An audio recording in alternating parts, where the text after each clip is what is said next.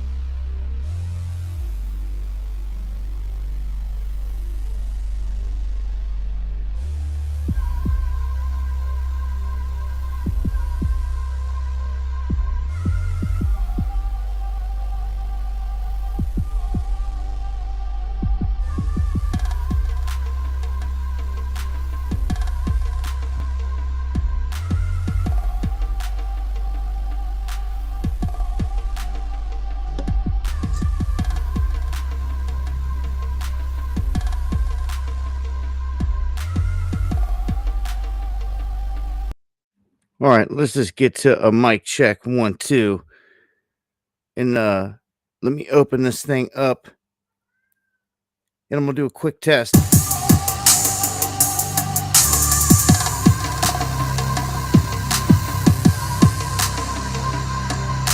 All right, could you hear that music?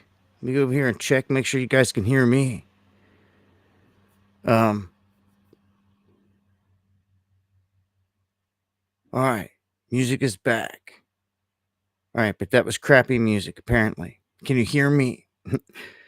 Mike's good. Thank you, tacos. All right, glad y'all can hear my voice. Could you hear that little clip that I just played there off the screen? Because the first bit was some garbage. I had to upload it. I had to upload it to this Restream browser. I am trying something new tonight. Okay, guys? So we're trying something new. Hang in there with me, please. All right. Shows the screen shifting around. I'm just checking a few things, man. Just trying to keep talking. Solid 5x5s. All right. It's good to know that mic's good. Strong sound. Sounds great. And I'm guessing that the music played good once I played it. You guys couldn't hear it at first because it'll only play, I guess, once I select the screen. So I'm going to have to finish doing some setups with this. I just wanted to do a few things here and make sure that we had some of the main stuff here for the show. Sounds nice and crispy. Voice good. All right. California can hear me. Geo in the house. Much love, my brother. I hope all is good. Prayers for Melody. That's right. Much love, Eon. Thank you, tacos. Silver Sailor with us. Minx. Deanne. Boomer. Well, I'm hoping the last little bit of music that I played you're talking about sounded good, right, E-Fits? Because the first bit was skipping and jumping and it was really low. So, all right.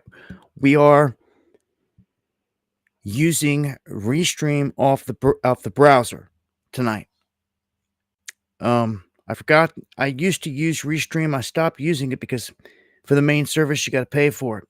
And then when OBS come along, you didn't have to pay for anything. We decided to jump over and use OBS, but we started having issues with OBS. Right?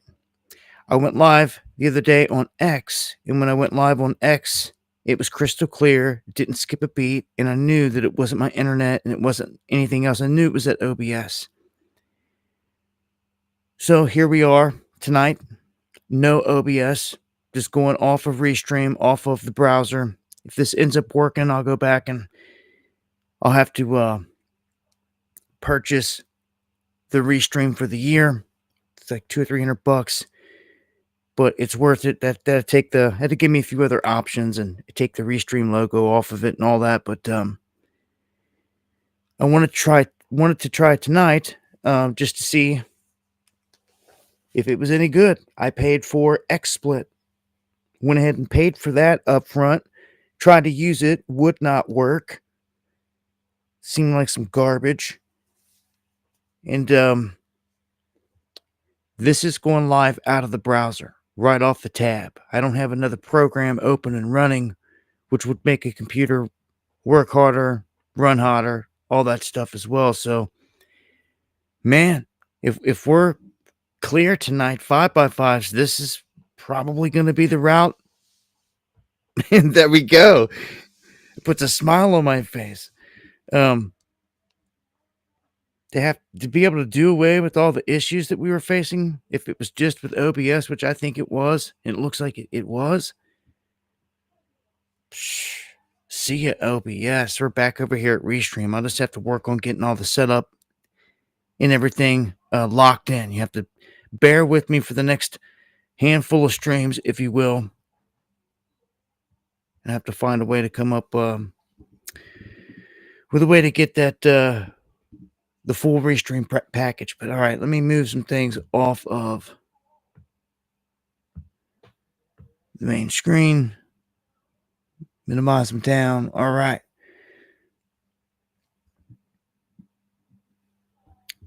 Yes, I do believe daily. How you like that wrench? I didn't have no mods in here at first, man. I seen Daily in there. I was like, man, went ahead and modded her up.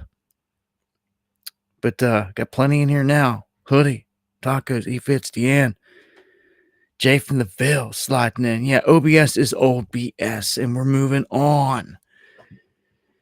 Onward and upward, ladies and gents. And we've got plenty to talk about here tonight. All right. This feels kind of weird, knowing I got a good stream, a solid stream flowing. I don't want to jinx it, but thank you to everybody out there that shares the stream, as always. I appreciate it. Florida in the house. Intrepid earlier. Checking in from Ocala. What's it like out there? Hope it's nice. We're going to let it rip here. Here we go. We're going to start off with some issues out of Newark in the airports there. And just a heads up here for anyone that's trying to fly anymore, it seems. We have been reporting on all kinds of issues coming out of Boeing, from the windows popping out, engines catching fire. We've even seen in the past year crazy stuff where the flights have flipped over on the runway. Luckily, everyone was okay in that. But we've seen crashes. We've seen some weird crashes, like the one where the helicopter flew right into the airplane. And it seems like the pilot was being told last minute to veer away and did not. A lot of questions with some of these crashes, a lot of the crashes. Feeling better. Ground stop issued at Newark Airport. This happened early this morning. It was like 3:55 a.m. And all of a sudden, there was errors going all throughout the airport. So when all this stuff happens, it starts to delay flights. And this causes all kinds of different issues. The air traffic controllers could be heard telling a FedEx plane that their screens went dark. And when asking the aircraft to tell their company to put pressure on getting the problem fixed, I guess all this broke loose.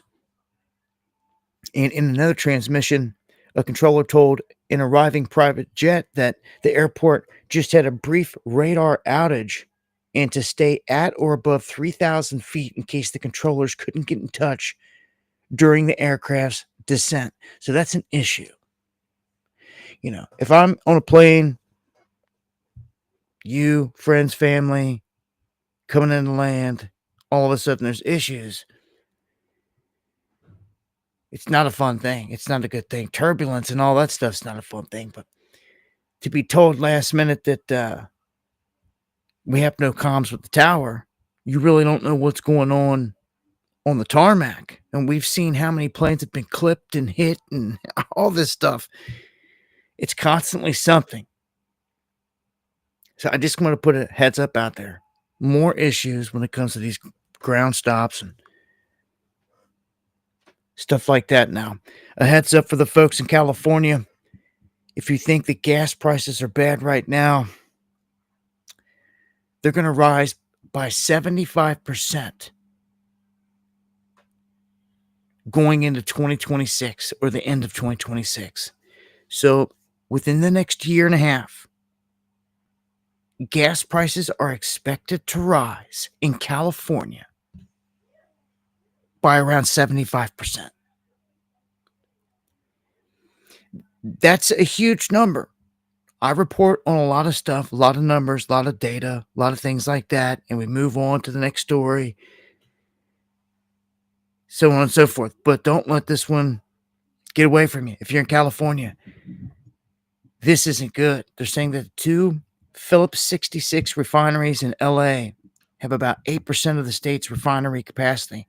They're slated to close by the end of the year, of this year.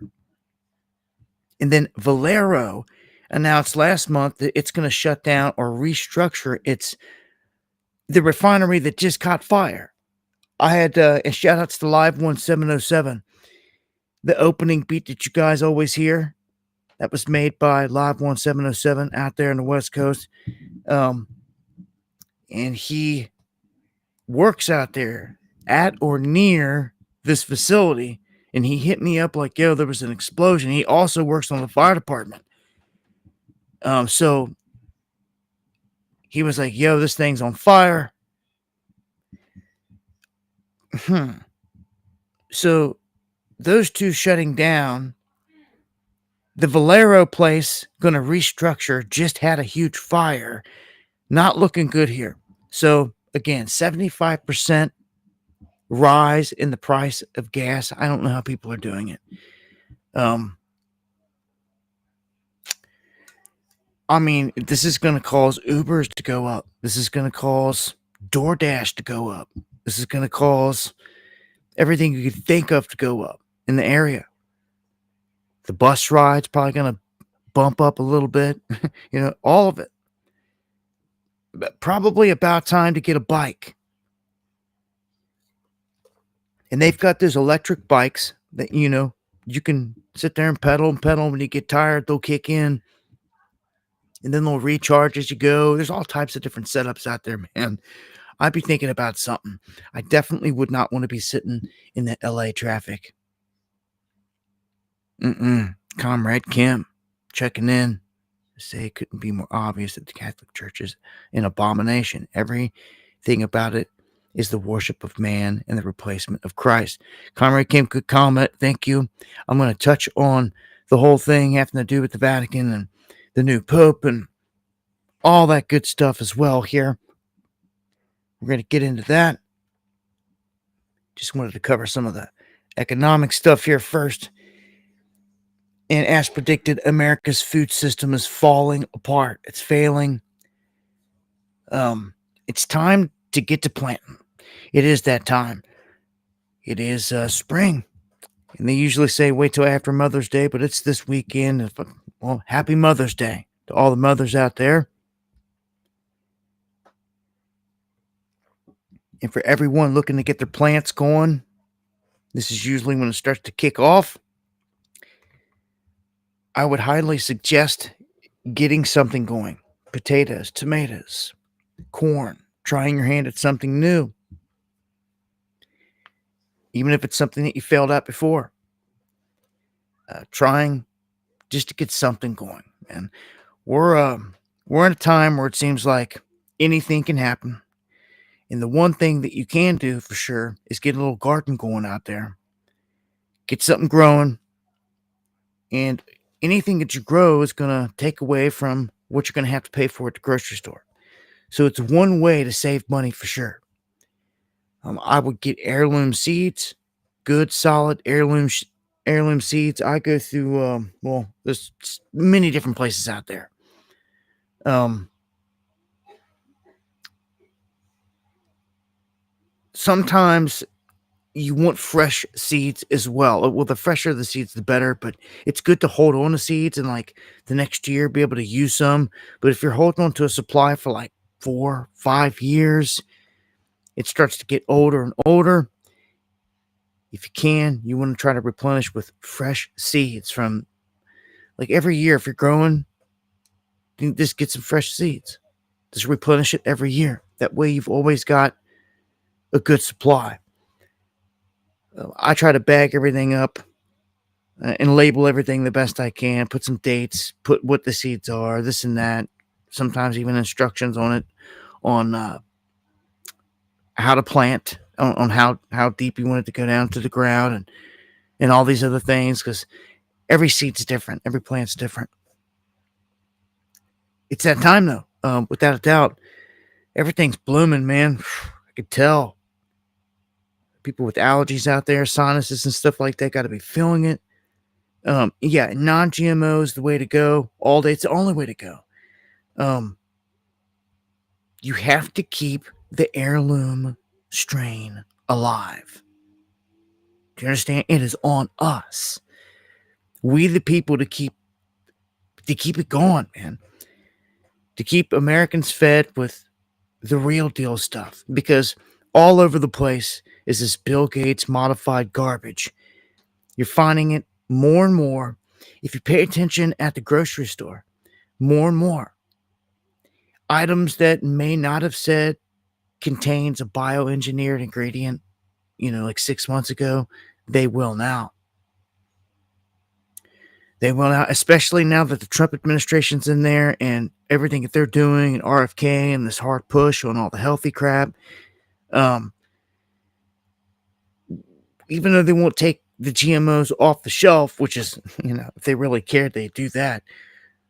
But they're pressing all these places to at least make the labeling clear.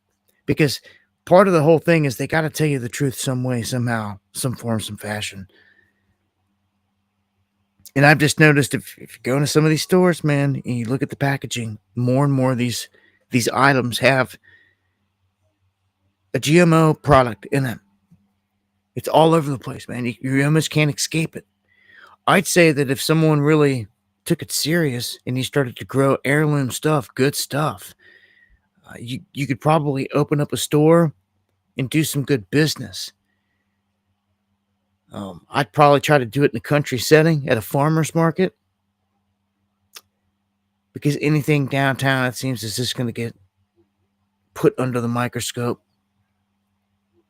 I know out here in the country and in the mountains, out of sight, out of mind, these people have the farmers markets on corners and these old back roads all the time. They meet up, they sell, they trade. Nobody bothers them. They go about their business. You get toward these bigger inner cities, you've got cops set up, you've got cameras, you've got all this other stuff, you've got snitches. I don't know. They're looking to stop all that with their CBDC system. That's going to be different here in America. Not a whole lot different, but I'll explain some of that here in a minute as well. Comrade, thank you. And he is. We got what's hailed as a breakthrough. Trump saying that the US and the UK strike up a trade deal, and that this lowers the barriers between, I guess, them fighting. And I don't know. Said to be the beginning of a good thing here in terms of all the trade stuff. So they're not going to get hammered with all the stuff. That means for you and for any of us here that want to buy things from the UK, you're not going to have to worry so much about the tariff stuff. So just set that in your mind now, because at this point, you really got to think about what you're buying, where it's coming from, the future of the product, any replacement parts, anything that's going to be needed for anything, if it's coming from certain countries.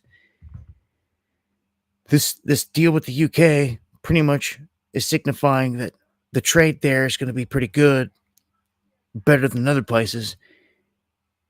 You shouldn't have to worry too much about anything that you're getting from the UK, which is a plus. And vice versa for everything that they're going to get from the United States. Let's see here. All right. China saying that they're going to buy 14 Boeing 777 jets. This is before the talks go down between Trump and China.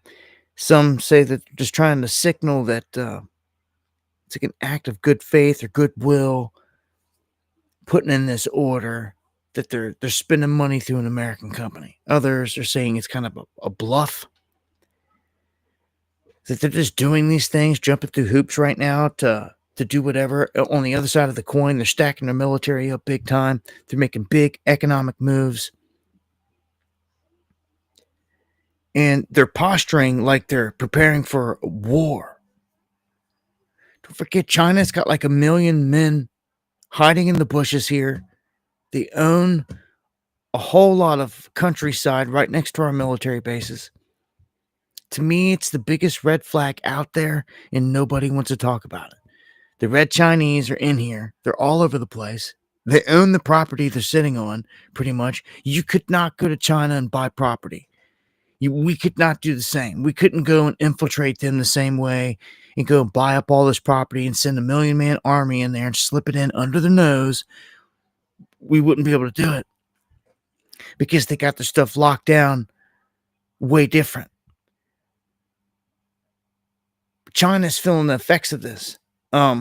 They fear, it's not so much the government, but it's like the people. The people there are hurting bad. Stores are getting shut down. Places getting put out of business. People losing their jobs. It's the same thing happening here. It's kind of crazy. It's like, okay, well, China and the United States rolled out COVID and they pushed lockdowns and jabs and all this, the same game plan on all their people. Now, through this phony trade war and all this crap, they're wiping out each other's economies and the jobs on both sides. So everything that we're feeling happening here, that we've seen happen ever since lockdowns, jobs getting wiped out, mom and pop shops getting wiped out, bankruptcies going through the roof, it's happening in China as well, big time. And the people are feeling it. So to me, we're witnessing a designed like destruction. They're taking a wrecking ball to all this. The end game goal is to reset the global economy. That's what this whole thing is about, if you're still trying to figure it out. And Trump even said he's the man to do it.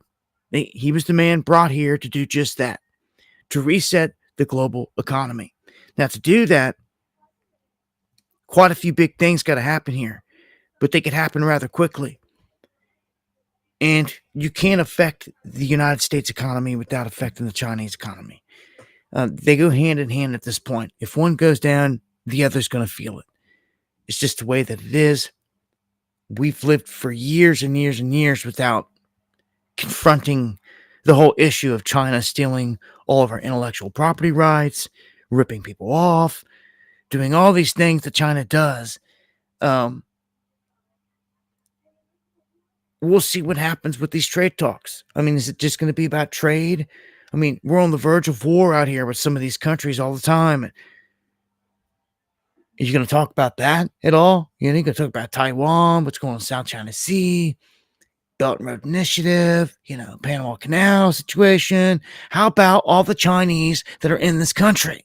Again, if I was the leader of this country, it'd be a different conversation. Anybody real?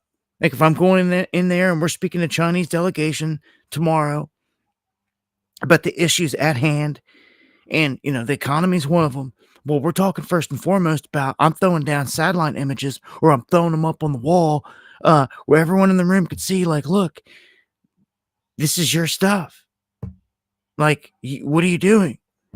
Why do you got, like, troops right next to our bases, pretty much? Right next to our bases. Like, what are you doing? And I would, like, demand an answer, like, right there.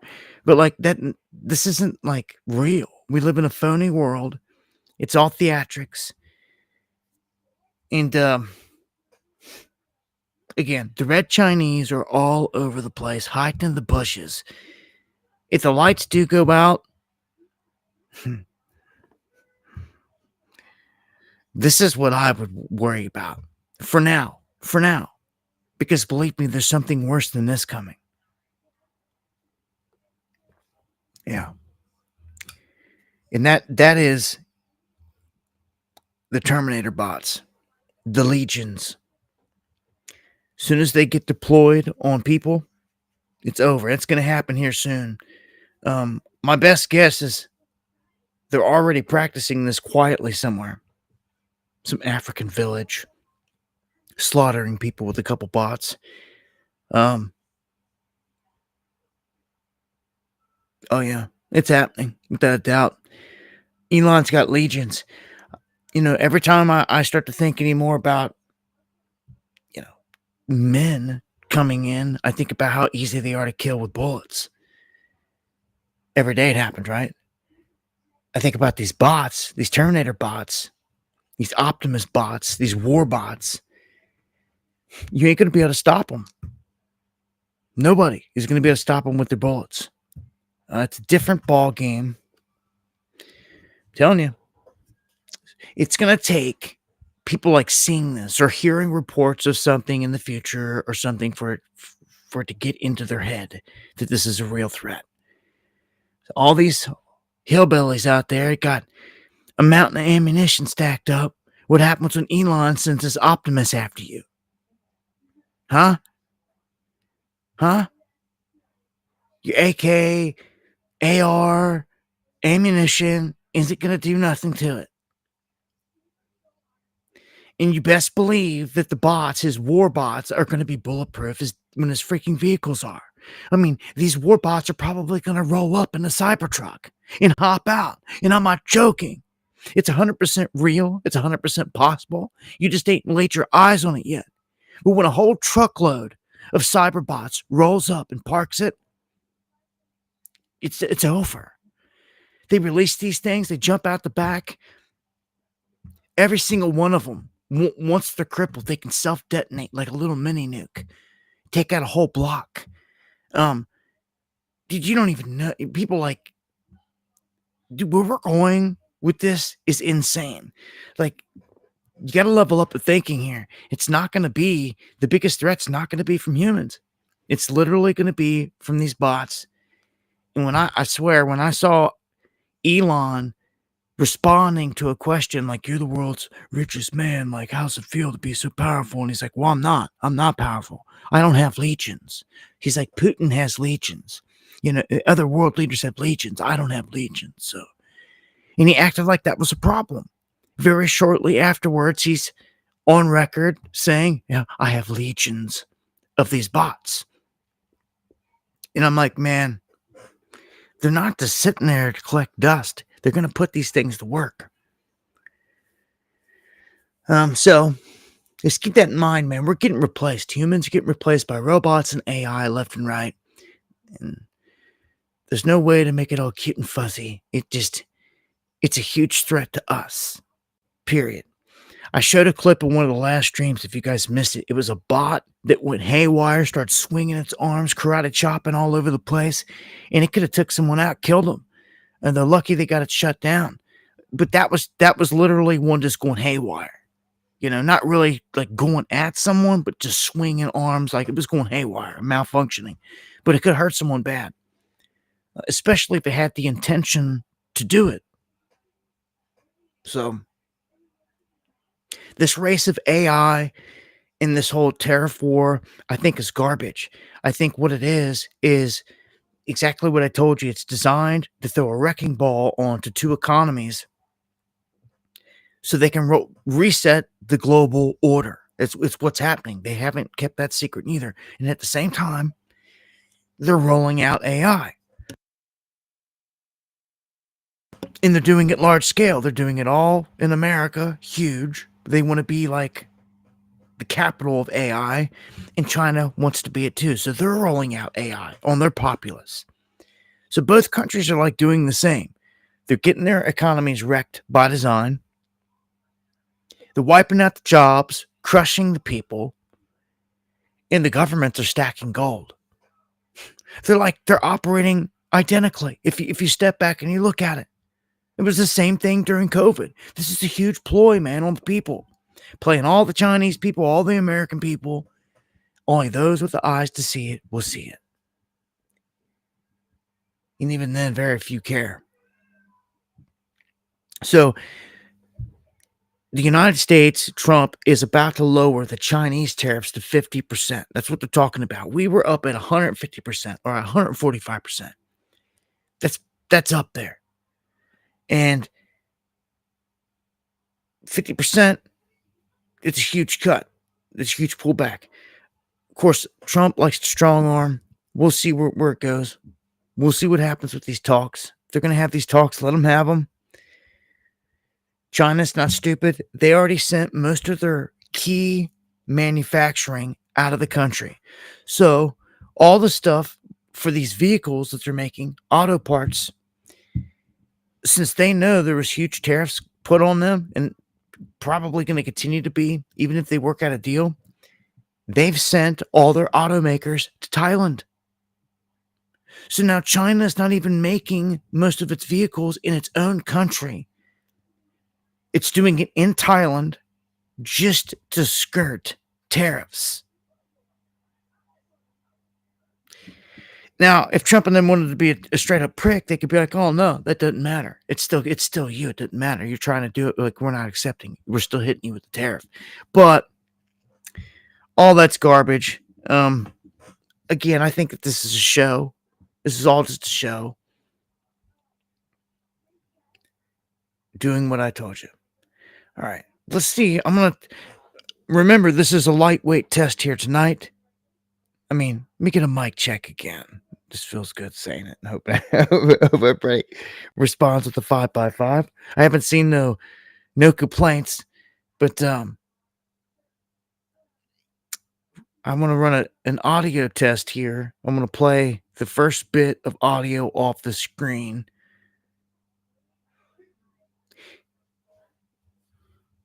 And when I play it, tell me if you can hear Trump or not. Just say, yes, we heard Trump, because 5x5s are coming in. It's been so clear. I don't want the 5x5s to get confused with the 5x5s that are coming in now. So say, yes, we can hear Trump.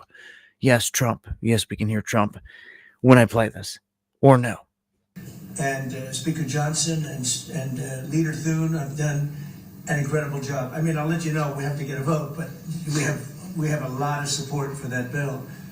And if that happens on top of all of these trade deals that we're doing, this country will hit a point that you better go out and buy stock now. Let me tell you, this country will be like a rocket ship that goes straight up. This is going to be numbers that nobody's ever seen before.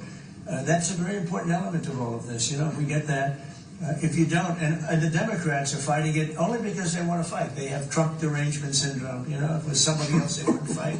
If you had sounds solid, huh? Thank you, all of you. This feels so good. It feels so good, like just to.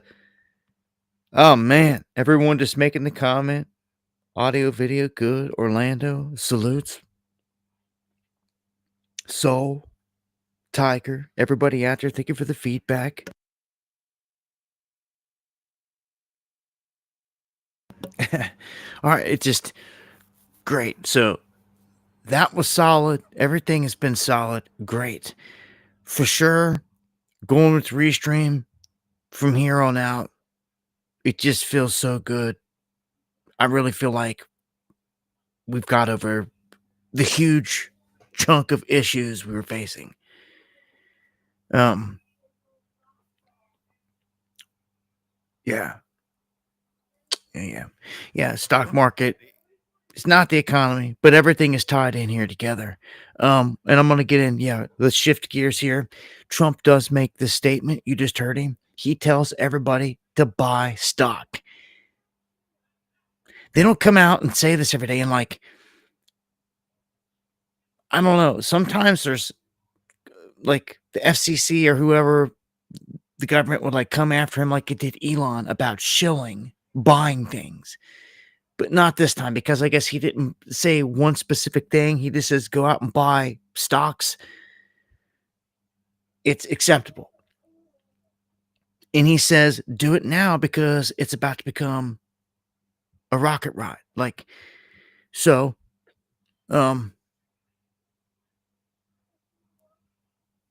what I'm gonna say is they're about to fatten everything up right here before it pops. It's what it seems like to me. All right, gonna shift gears here. As you just said there in the chat, Bitcoin, we'll touch on this one first. It retakes $100,000. I think it jumped up to like 104, 105. Not sure where it's at. No, it jumped up. Solana jumped up and ran up to like 170 something. These days, you know, there's a million different cryptos out there, but obviously, you know, the main key one running this all like the gold, digital gold, is Bitcoin. What it does here is pretty key. Whether people like it or not, or into it or not, states are making huge moves. Arizona becomes the second state to establish a strategic Bitcoin reserve. So these are states, not just the federal government, but full-on states making this move and putting it in there with like the gold and the silver, and just it's basically making it another hedge. Like if you have a portfolio and you trade, or you're trying to make money and you're in stocks, you're in this and that, maybe a couple physical assets, like you want to hedge your bets in a couple different places, and this just opens the door for another place to do it. My thought has always been, it'd be interesting timing if someone's doing this. Are they doing it at the top of a market? Are they buying at the top of a market where it's going to retract, and therefore everything in their reserve is going to be pulled back for a bit? Or are they buying in a dip? I don't know. I don't think they care at this point. I think they're just making the moves. When they get it pushed through, they get it pushed through. But when Bitcoin goes on a tear like this, and it breaks 100, it has a chance to put a new high. I'm gonna say we're running for that. I feel pretty bullish on this.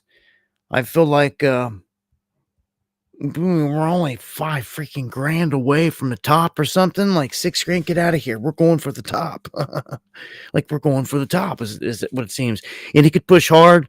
It seems here it could probably go 120, 150.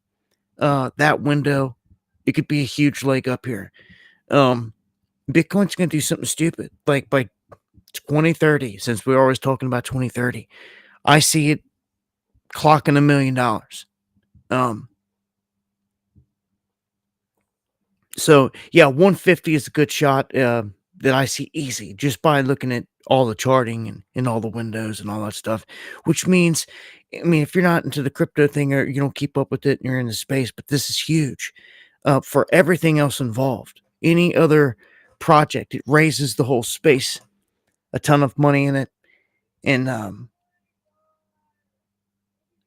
it looks like it's going to continue that way. Now, let me talk about this. Okay, because there's definitely some confusion out there, and I don't want confusion. I want clarity. I want people to understand things clearly. But people, I don't know. Some people get just a little bit of information about something, hear that it's good or bad, and they don't get the full scoop, and that can be damaging down the road. Now, For example, all these people that made a fuss about a CBDC, and rightfully so, but didn't even really know why. They had Trump sign an executive order. Therefore, under Trump, you will not see anything rolled out in the form of a CBDC. But they are going to roll out digital currency in the form of a digital dollar. It's the same thing. And I just cannot believe that so many people are this ignorant. I mean, I keep pointing it out every stream. It's obvious. People voted for Trump. People have said, oh, the CBDC. It's like, well, what was so bad about the CBDC? You might get them to say, well, it can track and trace you, this and that.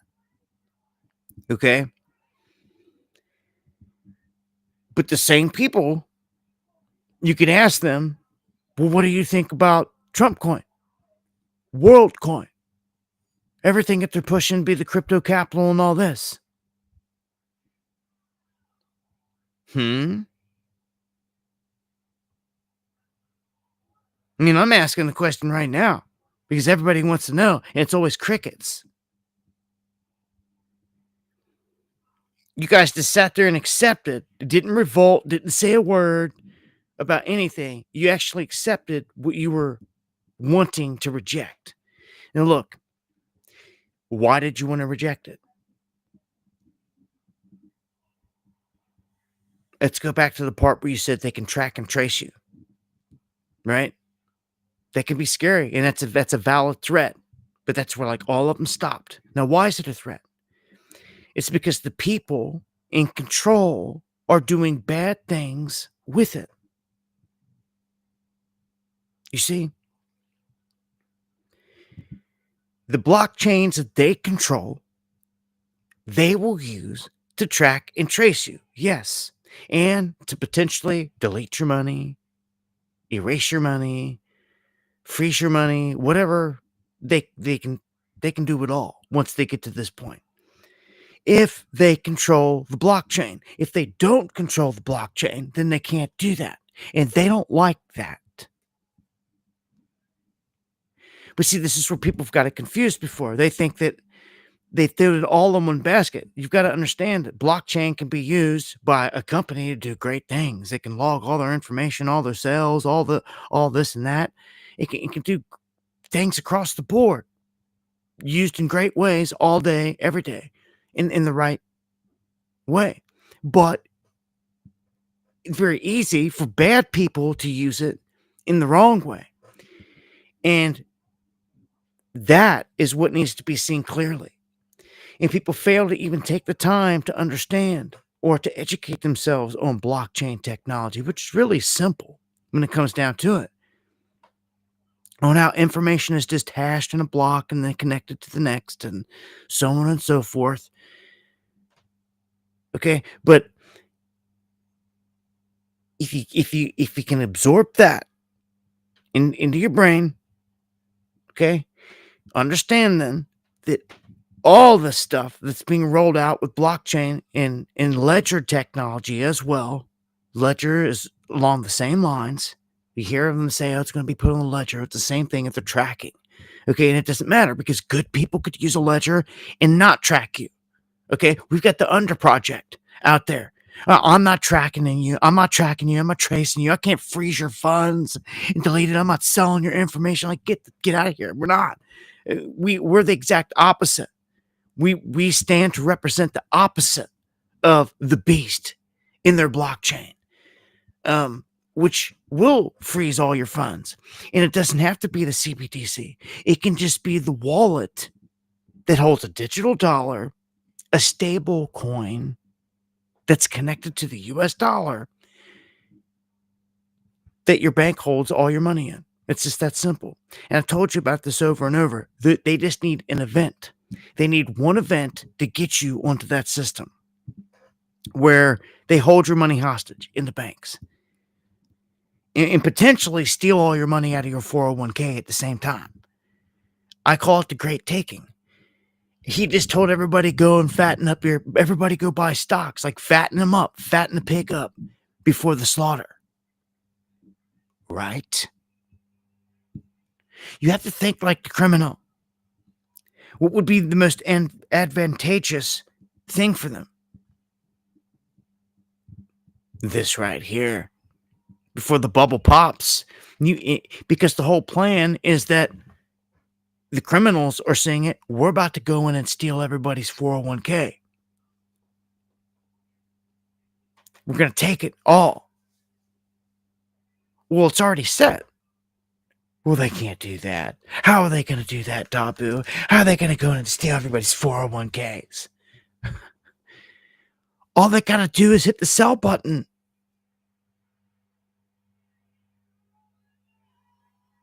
Go ahead, let that soak in for a minute.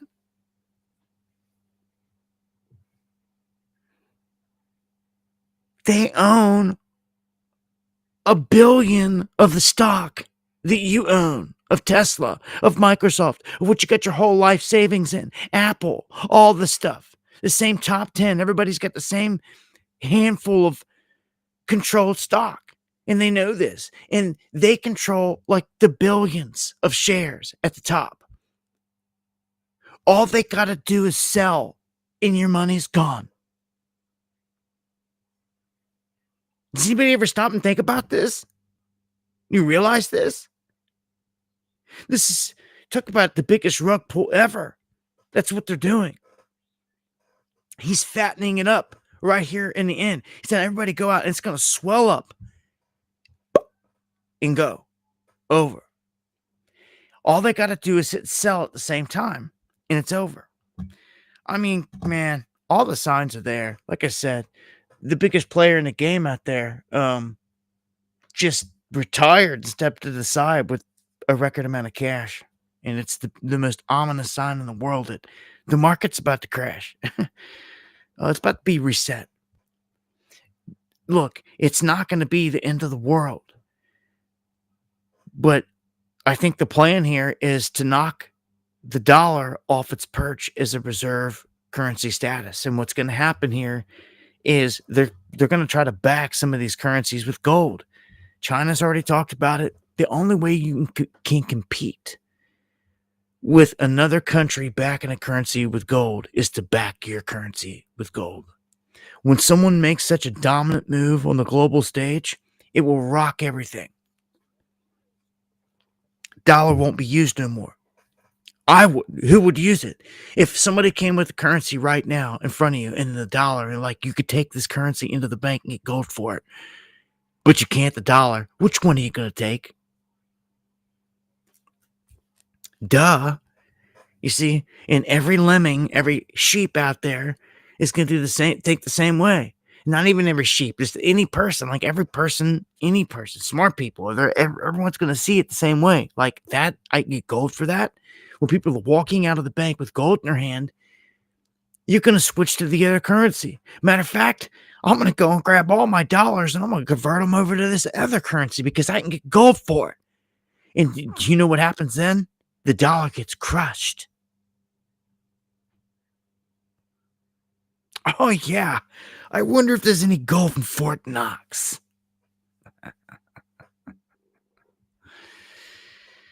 Yeah, I wonder. No, I wonder. They kick the can down the road. Look, I'm trying a little feature. I just toggled something.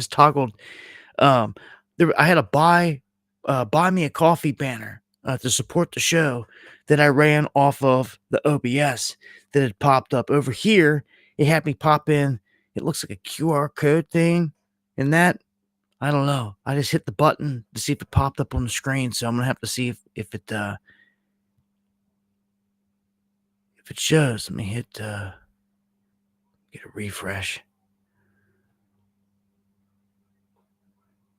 Oh, looks like I can see it there. Okay. All right. Well, I guess that works.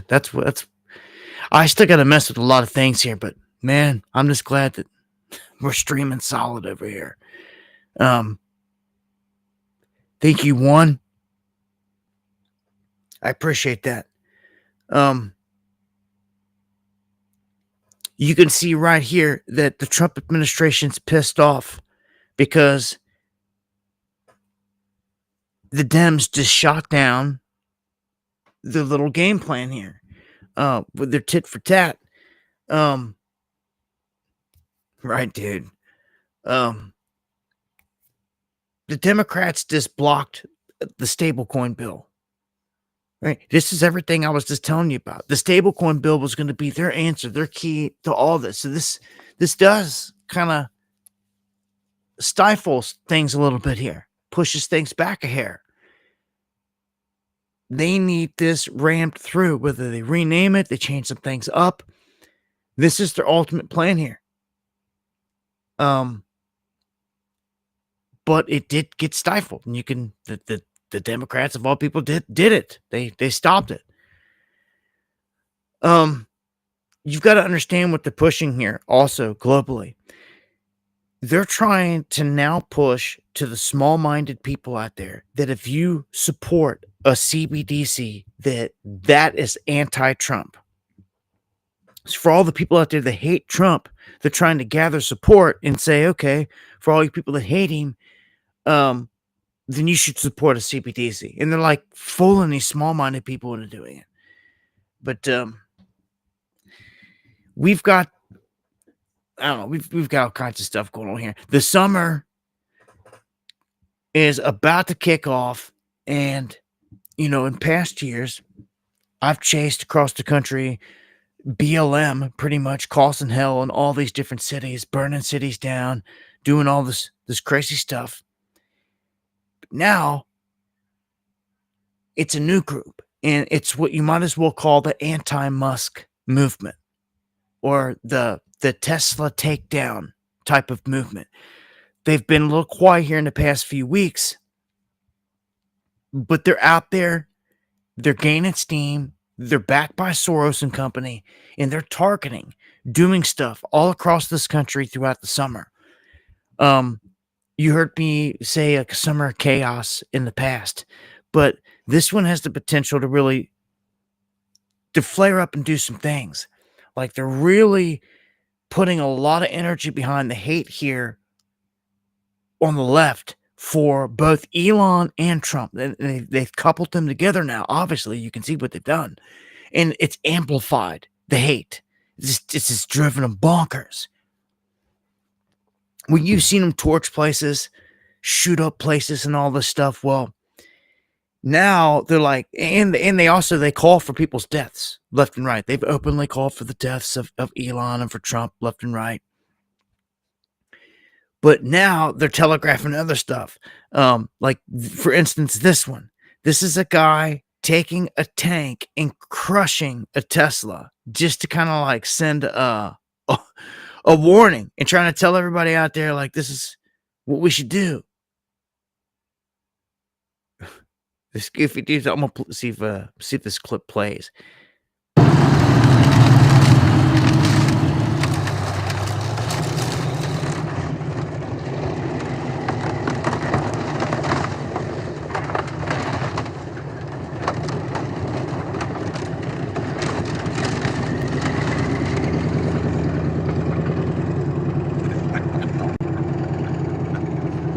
License plate said fascism on it. That's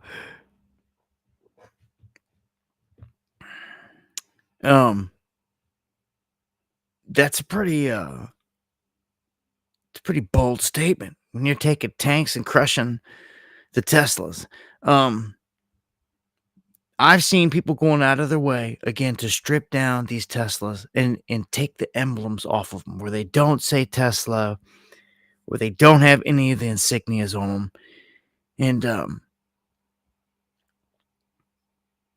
it's crazy. Like, I just don't see how someone, if you're caught up in this political thing or any of this stuff out here, like, I don't see how you got a Tesla and you're driving it. The only way that you got a Tesla and you're driving it is if, like, you rep it, you represent it, like you believe in it, you like it, and you're really about it. Like these people that are like putting F Elon on the side of their Teslas and like again, taking all the emblems off. It's like, why go through all the trouble? And you're still probably going to get targeted in the wrong place, because people just know what they look like at this point. Oh, yeah. And look, I got a new trend. I'm going to, we already started it around here. Maybe you guys do it too. I don't know. But, got a new trend that we started. It's pretty fun. You remember back in the day growing up, you'd be riding down the road, traveling, friends and family. I know you know what I'm about to tell you. You'd be like, punch bug. You punch somebody. Because you'd see a punch bug. And that was the name of the game, punch bug. You see a punch bug, somebody get hit in the arm, whatever. It's just the name of the old school game. Well, it's just, there's not many bugs on the road anymore. I call it a cyber punch. And every time we see a cyber truck, somebody gets punched. It's the same thing. So we continue the game now. It's not with punch bugs, but it's with a cyber punch, with the cyber trucks. So when we see these crazy looking, looks like a coffin coming down the road, freaking cyber truck, it's like we treat it like that. So that's the new game. Because the bugs are gone, man. So we got to carry on the tradition with something. So, that's what we do anyhow. So you don't want to be in the car around me when we pass one, because I'm going to catch it every time. Yeah, man. You just don't see the bugs anymore, man. Especially the old school ones. You know what I'm saying? Yeah, slug bug, whatever everybody called it. Whatever, everybody's got their own little nicknames and little names, but you get it. You know what I'm saying? All right. So you may recall me talking about the whole North American Union.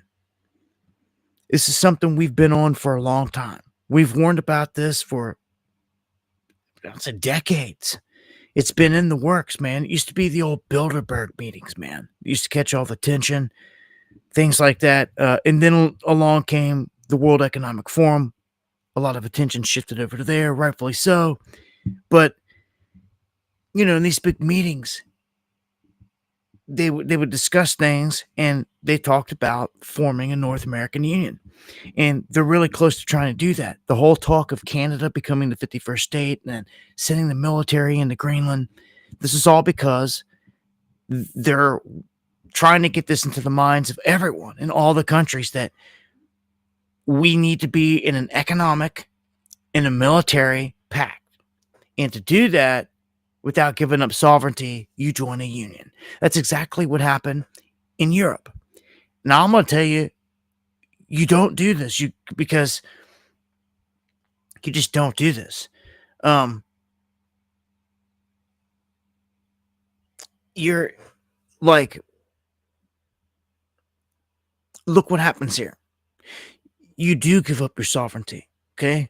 Remember, if they ever try to push, for whatever reasons, this North American Union on them, and they're going to, like, they can push whatever they want on Trump's base right now, and they won't even say a word back. It's dark magic to the fullest, highest levels, okay? But look here, Brussels, okay? Their main, like, government head here sues 5 different countries inside the EU for failing to enforce digital censorship. So understand this. If we become part of a bloc, North American Union, there will be a head of that union, you know, Barack Obama or something crazy. I'm just saying, it could be anyone that would head this, just like Tedros does, the WHO and all these other organizations that they got. And you had Schwab heading the World Economic Forum and all this stuff. You've got someone that would head and lead the North American Union. They would try to enforce new rules and censorship rules and all types of things. And it would go for all the countries. So our sovereignty, our constitution, our constitution would go bye-bye with the North American Union instantly. He would override it And if they put us into some kind of critical situation, economically and militarily, where we had to do this. Oh no, this isn't good. You're gonna see exactly where they're taking this. I'm warning you. When I see stuff like this, I just want you to see that this is the outcome. This is the end game. When they get you inside these unions, it's just tyrannical. All of it is tyrannical, man. Okay? So, Enigma, thank you for the 5 coffees. And Enigma, thank you for another 3 coffees. I appreciate all that to the fullest. Doesn't have any sound notification there. But, again, I got to work on getting everything set up here the right way. But I can leave my email open with this now, and it sends an alert through, and I can see it, and I can give the shout outs. So I just like this so much more, man. It's just so much smoother. Right here, Ike, man, much love. Thank you for the super chat. Keep it pushing here. Good check on time. Top of the hour. Oh, much love, everybody out there. Yeah, Illuminati on the beast system. You got that right. Definitely a planned event. Schwab, Soros, a company. Oh yeah, it's all of this stuff, man. The fact that a lot of these goons are getting away with what I call murder, pretty much, it's just sickening, disgusting. I'm sick of it. I'm gonna circle back around to that here in just a minute. A bunch of these people belong in jail. But top of the hour, want to welcome anyone else rolling in here. If you are new to the channel, make sure to subscribe, hit the bell notification as well. Thank you, Bitcoin Rich. We are trying something new tonight. And with it, everything's different, you know.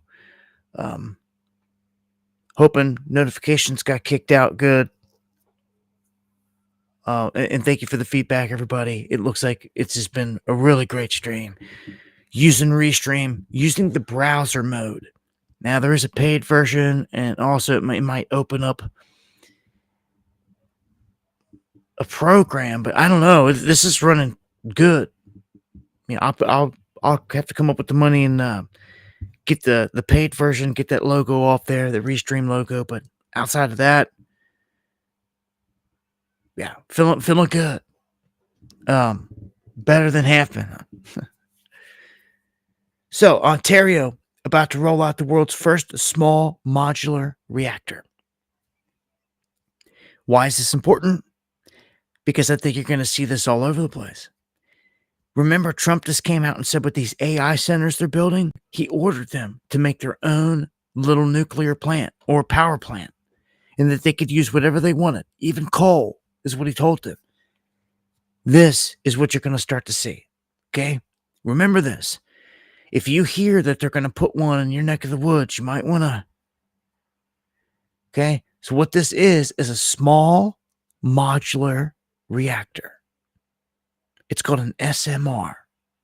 Small modular reactor. SMR. Developed by GE. Okay? Axios just dropped this information. The reactor known as the BWRX 300 is anticipated to be the first small modular reactor to become operational in the Western world. So, you know, once they get one of these going, there's going to be more rolling out, especially if no one's saying anything to it. But, you know, we do need a leap in technology when it comes to energy and all that, in my opinion. We need to just go ahead and jump to Tesla technology, you know, pull the energy right out of the ether, 0 point energy, if you will. They just don't want to do it at this point. It's like way off in the offing. They want to stick to any advancements they got in nuclear and all this other stuff. So this is a 300 megawatt unit. And this one is going to be located next to the existing Darlington nuclear station in Ontario in Canada. It will generate enough electricity to power approximately 300,000 homes. So you can see that this is what's going to end up happening. These smaller nuclear places, and I could see them being attached to the AI centers, are going to be popping up all over. Are they safer? More dangerous? I mean, I don't know. I don't know all the mechanics, the inside, the working. There could be one little flaw that makes them more dangerous to blow up, or they could be 10 times safer. I just know that this is what they're rolling out and where it's going. And look, a reset is about to happen. It's probably going to have to do with the grid, okay? Because the grid, I don't feel they're going to do an EMP. I could be wrong. It could be in the mix, in the cards. I mean, I've warned about it forever. I feel like it's not to their advantage to do it, where they're wanting to take this. I feel like shutting the lights out in a massive cyber attack, so to speak, China, so they can blame, would do everything that they need. It would hold the banks hostage with the money. No one could get the money out and all this at first. Cyber attacks could hit everything. It could cripple different parts of the grid, different parts of everything, with the water, communications, telecommunications. What happens if people can't even call anyone? The internet's down. No one can even communicate. Then what are you going to do? People are going to start freaking out. When people can't call someone, and they're like at the gas station, and they're like, everyone's phone's down, and like no one can contact anyone anywhere, and like you can't even pay for anything because transactions won't go through now. Because, oh, dude, you will see panic set in like you've only seen in the movies. And it will happen lightning fast. It will be bad. People, I mean, and when people are on E at a gas station and this happens, it can't fill up, it's going to be a whole nother nightmare. When this event goes into motion, this is everything we always warned about throughout the years, the event that you want to wait for. Well, we now have our Interior Secretary of the U.S. warning that at any moment, right here in the United States, any moment, what just happened in Spain can happen to us. Blackouts, large scale. It's kind of like it's coming to some degree, right? Well, Doug Berman warning United States is right there. He's saying if you look at what just happened in Spain, now Spain was a little different. They tried to put the whole thing on mass renewables with like no other reliable resource. That's not happening here now. Trump's come in and said you can even use coal. He's like changed the game in that aspect. But are they firing up enough coal plants to mitigate it quickly enough? I don't know. This whole thing's a setup. I know that if this breaks down the Civil War, if you've got like coal and natural gas in your state, you're in a good spot because, I mean, you can keep the lights on, keep the house warm, and everything in between there. It's critical. Always has been. Blackouts, though, man, I'd have a plan. One way to mitigate the damage of blackouts is... Anybody?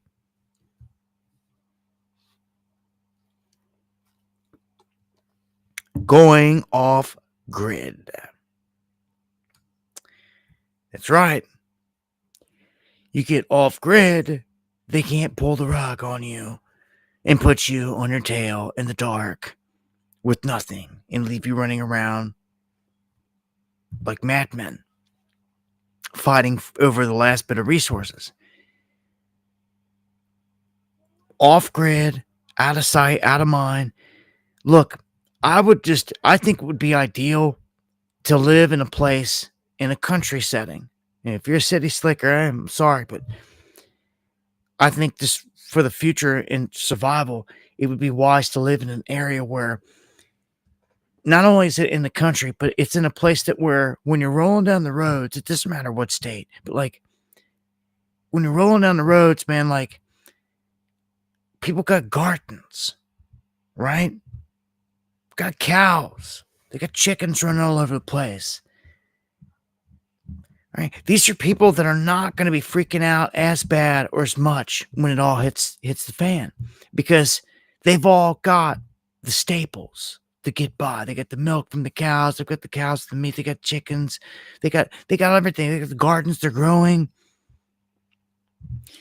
If you move to an area that's like that, then those people are already by default self-sustaining. And very few of those people are going to be venturing out to go kill their neighbors over the last can of chicken noodle soup. Do you understand me? I think long and hard about that one. Because inner city, people can get their heads cut off over that last can of soup. It's going to get bad. I mean, we've seen it in all the simulations. But blackouts, man. Again, off-grid, have some solar panels. Even if you're not using them all the time, have them as a good backup, man. For when the grid does go down, man, you better be ready. We've warned about this. We've made songs about this. Like, it's going to happen. It's a card that will be played. To me, it's like one of them obvious things. Like, they never let a crisis go to waste. And like, this is just one that like, is in there to some degree. And like, they're going to redo this whole grid anyway. And like, redo it, you've got to destroy the old. Same with this whole global economy, as I keep telling you. I feel it's going to happen in like all in like one big domino event. It has the best chance to happen that way, I feel. All right. Keeping an eye on things here. Let's roll over to the new Pope. Yeah, and I'm not afraid to admit that the guy that I picked didn't get it. But the guy that I picked is still the most powerful man in the Vatican, underneath the puppet Pope, if you will. And here's some information that I learned today that I didn't know before that makes sense when if people are trying to connect this whole thing with the whole Peter the Roman, this and that stuff. Well,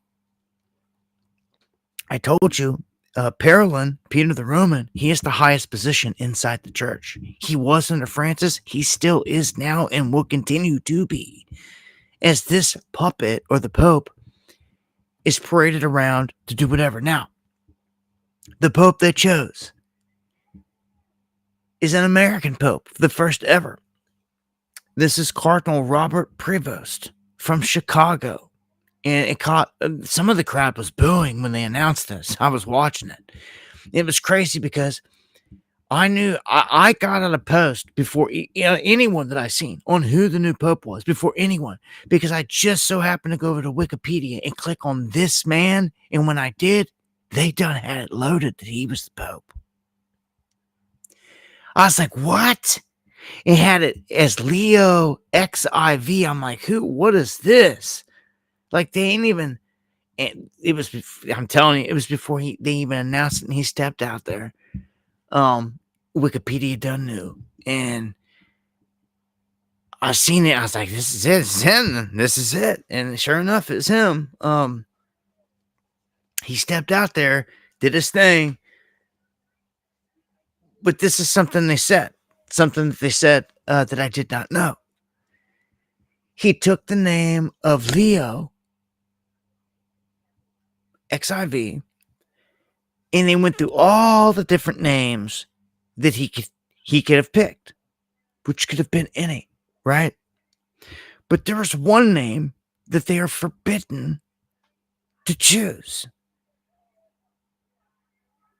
Did you know that? Did you know that there's one name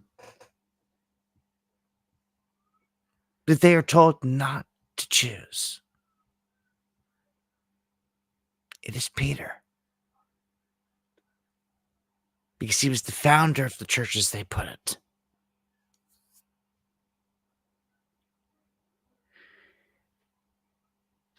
So they cannot ever, no one will ever come along using that.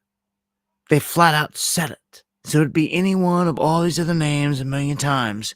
It would never be Peter. Okay? Per se, the name. So that you know, they just won't do it. But I'm going to tell you that Peter the Roman is the highest head inside the church, calling all the shots. And he was, and still is. Under this man, so this is your Pope, Leo, XIV. He will fill that final circle. And there is some talk about him. I've seen people already saying he's a leftist, and then people saying he's a Trump supporter. I've seen people denying both. I've looked into this pretty good at this point. I'm going to tell you that it seems like he's more of an up the center line type of character, because he's against the things like in terms of let's just say migration. He's for the migrants and all that stuff. So that would be something Trump's not for, right? But they say that he's a Republican, okay? And then others would say, oh, well, he's a liberal. And they're like, well, no, he doesn't support gays or any of the LGBTQ stuff. You see, so like he's you can't put a defined, label on him, as they say. But that's where he sits. That's who this guy is. This is who the Pope is. Obviously looks in way better health than the other popes. No one's promised tomorrow, but it looks like this could be our Pope for a while. I mean, Francis, he wasn't in the best health. He hung in there for a while. Benedict, he stepped down and then stayed in the Vatican until he died. We actually had alive at that point 2 popes until he passed away. But this is the one. This is the man. So Pope Leo is what you will hear from here on. All right. Let's jump into some of this methylene blue. Don't you just want to drink some of this? Didn't you see RFK dripping some of this into his cup and think to yourself, man, I got to do that? Not. These people out here, again, they're so stupid. I just had to say it one time tonight because they are. They'll do anything. They'll repeat anything. I mean, you're going to go swallow a Tide Pod? Tell you one of them? Like, come on. You start using that brain. Not frying it. This is an old heroin head. You're watching do this. It's people like, oh, since he's the health dude, it's got to be safe. Like, man, you better think again. I watched the studies on this and what the effects on a brain, what a brain looked like from regular brain and then after methylene blue use. And it was messed up. And the fact that this guy is pushing this, I don't know if it's some part of a massive psyop or what. Most things are. This is not what you want to be trying. All right, I'm going to tell you now. All right, I've seen nothing but terrible things connected to this. So if I see anyone out there shilling this to buy it or a link or this and that, and that they're taking it, or man, like, I'm done with you. Like, and I'm so sick of these people pandering to these goons that are supposed to be patriots. There's people that I follow and that I personally have known that are supposed to be patriots that just make me absolutely sick at this point. Instead of calling out the Trump administration on vital stuff, they sit out there and they put out posts all day long, like pandering to them, like sucking up to them. Like, look at me. Look over here at me, Trump. Look, man. Oh. swinging on their, you know, it's disgusting. Grown ass men that are supposed to be patriots, behaving in this manner, treating all this stuff like it's high school every day over on X. It's dude, we're screwed in that aspect. Anyhow, this is a problem. So we have a girl that went on Alex Jones, this woman, former Trump admin official Cameron Kinsey. She goes on Alex Jones the other night while they're pushing this methyl blue crap, right? And like she had taken it and all this stuff and was drinking it and all, you know, they just did this big segment. Then 5 days later, she shows up on another show and she just drops out. And no, she wasn't jabbed, and it wasn't from that because she was never jabbed. But she just drops out, and people are like, "Whoa, did the methyl get her?" I'm here to tell you, I don't know, but it could have. Ideology, or it's not about. Oh my goodness. We're just going to get some help here for Cameron. Let me come back to Lydia while we get some help for Cameron here. Lydia, the President Biden... Okay, dude. You're a fool. You're a buster. Oh my gosh. You'd be stripped of your manhood. Like, you just had a woman hit the floor next to you. I don't care if it's what they say, it's protocol. I don't care if you're the damn anchor or what. I don't care, son. You don't sit there looking into the camera acting like a woman's not dying or like fighting for her life right next to you. Like, that is garbage, garbage, garbage, garbage, garbage. Like it just pisses me off, dude. Like, just the nature of the type of person I am. Like, I dropped everything to help a person that just went down like that. I don't care what. I don't care. The boss wants to fire me. Boss wants to say what? Cut. Like this and that. Like, no, you need to keep your composure. Stay looking into the camera. Somebody's getting... Seems fake almost. Sometimes they do, right? Sometimes they do. And who knows with these goons. But I don't know, man. Anybody just goes down like that, man, like, you're supposed to help them. What if it was you? It just... All right. Gonna jump into this fiasco between Bill Gates and Elon Musk. Two billionaire goons, part of the club. You could say it's all staged theatrics, and it may be. Or they could generally not like each other. That happens too. I will say that they're playing the sides here. One's coming off the left side, one's coming off the right side. And they're like calling each other names, going at it. Gates is a liar, pretty much. He's trying to say that all this money that the government's saving is going to cost 2 million lives. And this is coming from a man that has no problem with reducing the population. He's a eugenist, which means he's all about reducing the population. He's on camera saying we can reduce the population through vaccines. He's said it himself. These are things he can never take away. They can never go back in time and like burn Steve Barrett and like change it up and twist it or anything else. Nope. Like, it's done. He's done so many things on camera.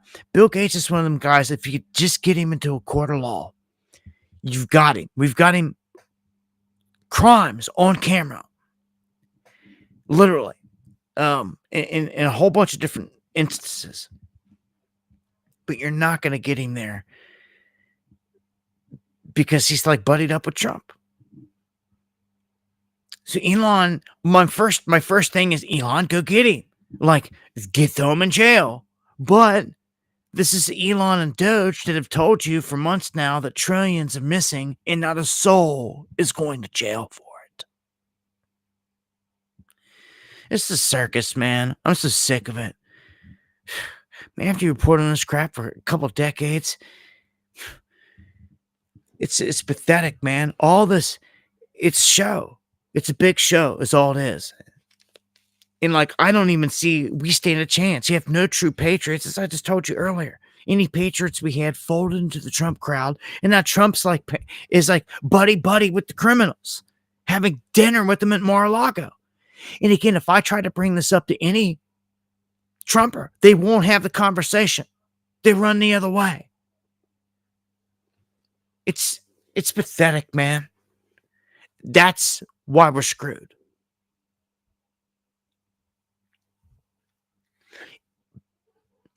Bill Gates says he's going to give away 99% of his money by 2045.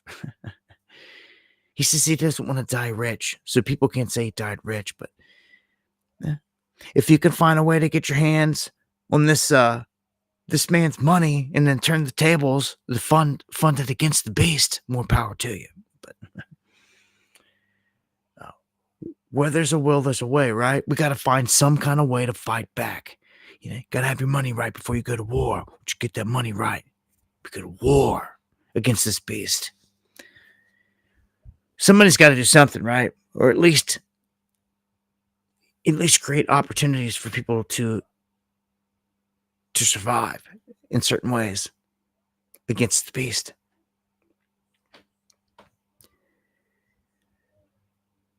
You may have heard of pizza deliveries going out to senators or to certain people.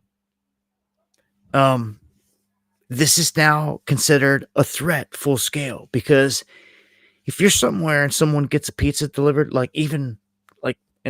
say a streamer, influencer, anyone, so like me, and an anonymous pizza gets sent, while someone's streaming or live or this and that, and it's anonymous, they're sending them with notes.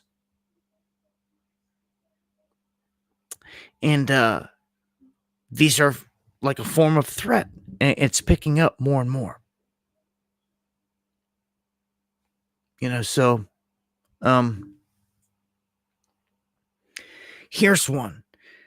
We've got a Newark, New Jersey mayor gets arrested for day. I tell you, no one's been arrested. Well, we finally got someone arrested, but they had to literally go out and beg for it to get arrested. The Newark mayor, criminal trespasses. They storm an ICE detention facility, and they snag him up, haul him off, throw him in cuffs, and arrest him. He's gone, in jail. So this is Ross Baraka. I guess he's the first one they're going to try to make a little bit of an example out of here in terms of this, but he's right there in the cuffs getting hauled off.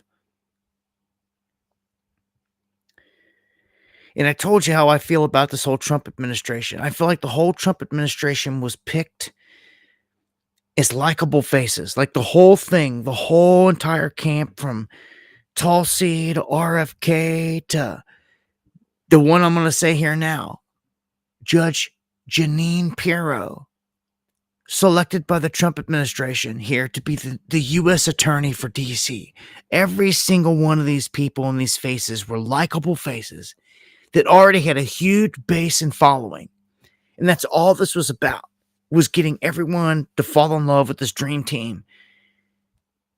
And it's not working. I'm telling you now, I see people, it's falling apart. It's falling apart. Oh, it's a beautiful thing. It is falling apart. You should be happy, because yes, some people that voted for Trump are waking up to this whole illusion, and they're seeing it because they're getting hit hard financially by these tariffs or this and that, whatever it may be. They're waking up to it. Sometimes just one day someone just sees it. Like, hold on, man. No way.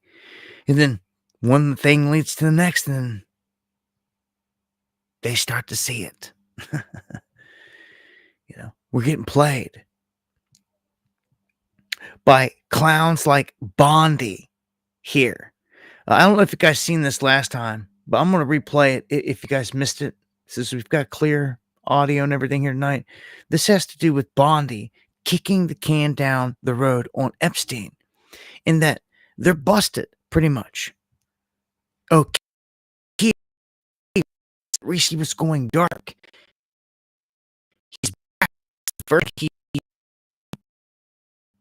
was shouting, AG bomb going dark. Yesterday, of the United States, Pam Bondi, was at the White House and disclosed what she represented as brand new information in relation to Jeffrey Epstein. The existence of tens of thousands of videos featuring little children. There are tens of thousands of videos of Epstein with children or child porn. Now, this is the first time an official has publicly acknowledged that videos of Epstein and his victims exist. What you may not know is just 9 days prior, the Attorney General had a very similar conversation with a total stranger in a restaurant. Do you know when the Epstein files are going to get released? We hope soon. The FBI has been. So is that audio playing or not? TV playing, not skipping? No, not now. What about the audio? Was it just a piece? I'm just wondering if it was a thing, if I needed to refresh it. As long as I'm good here. As long as my audio is good is what I'm worried about. Let's get a mic check real quick. 5x5 now. Okay. Audio's good. Good. Back. 5x5. Good. Okay. It felt like that page was hanging up.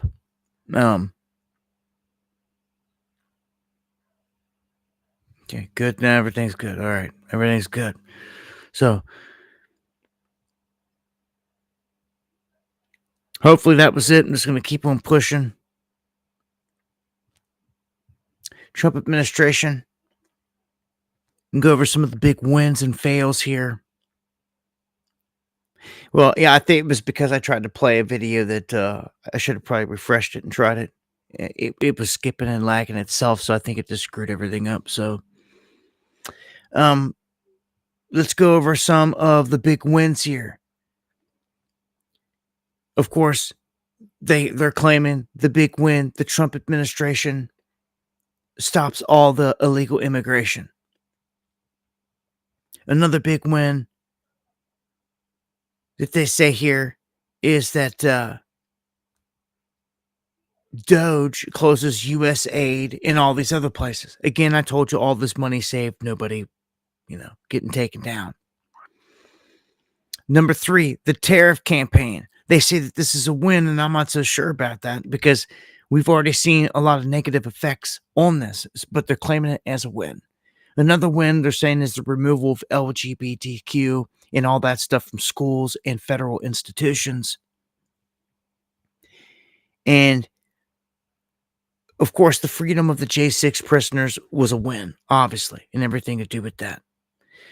But when you look at the fails, they say the failure, number 1, was exposure of Biden in all of his economic manipulation. Now, they should have exposed that. It would have only been to Trump's advantage to do this, but they failed to do anything to try to go after Biden on anything. This is ridiculous. Well, why? Because they get a pardon and all this other crap? Nah. Another huge fail, the Epstein files release. Of course, I just tried to show you the stuff there. They're kicking the can down the road on Epstein. They will not put the files out. It's ridiculous. Another huge fail has been the foreign aid to Israel and the continued military aid to Ukraine. Like they said that all this is going to be stopped in terms of Ukraine. Well, no, it continues. Number 5, and obviously a huge fail, is the real ID and biometric tracking of U.S. citizens. That's a huge thing. Trump has also signed more executive orders in his first 100 days than any president in history. He has signed 130. This is record.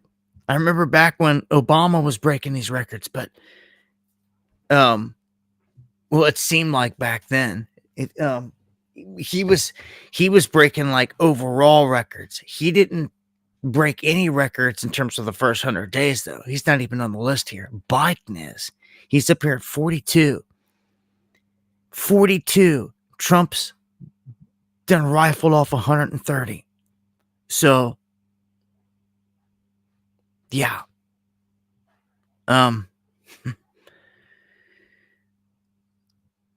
Lots of executive orders signed by Trump. He signs another one. I'm going to say this one, and I very rarely get to say this. And I don't know the meat and potatoes of it. Okay? But what I know is at a glance on the surface, this looks to be good. Trump signs an executive order to establish a national center for homeless veterans.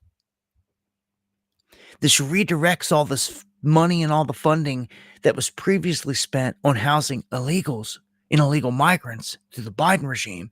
It's going to send that money over here now to house veterans. So they better do something full scale with this, for real, without any garbage connected.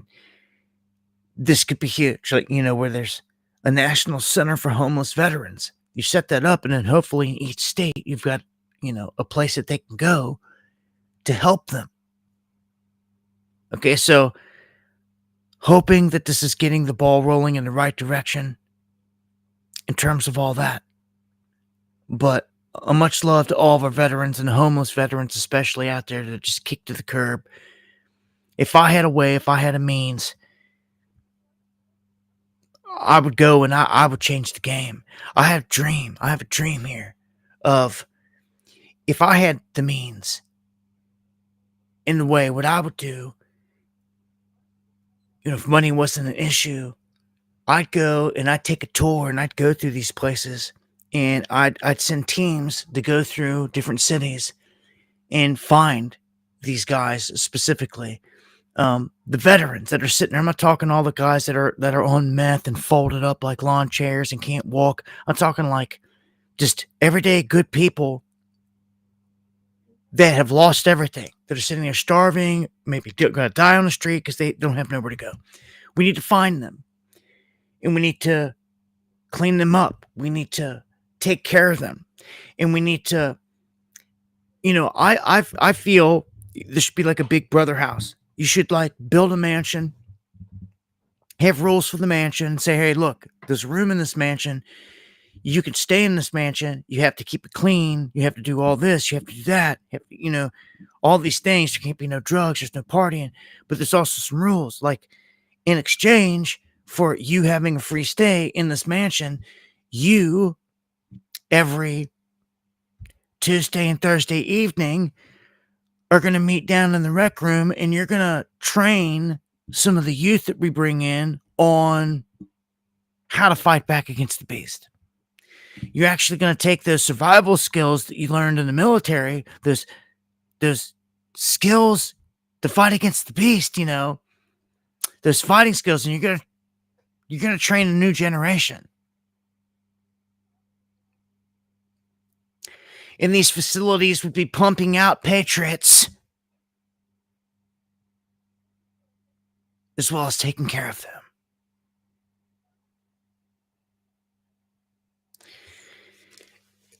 Do you see any plan like this coming out of Elon's mouth or anyone else that has the means? No.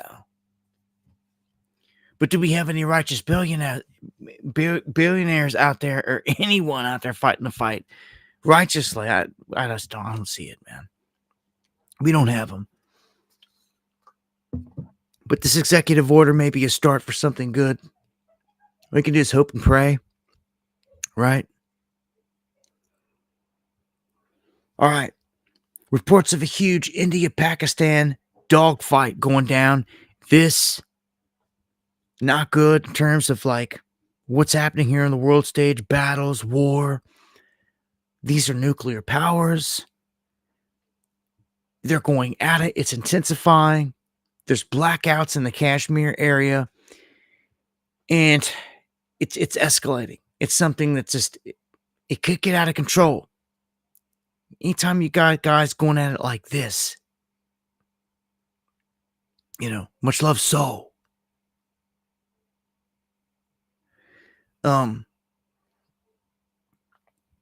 J.D. Vance, if you don't know, you can see here, his family, well, his wife is Indian, from India. So his kids are half Indian. He tries to say that we don't have a place in this, that like we're staying out of this war. It's none of our business. The United States is not sticking their nose in this battle between India and Pakistan. Well, Trump, on the other hand, he's going to try to play peacemaker wherever he goes. You know, Gentile Messiah, Trump. Well, it is shaping up to look like the United States is definitely backing India.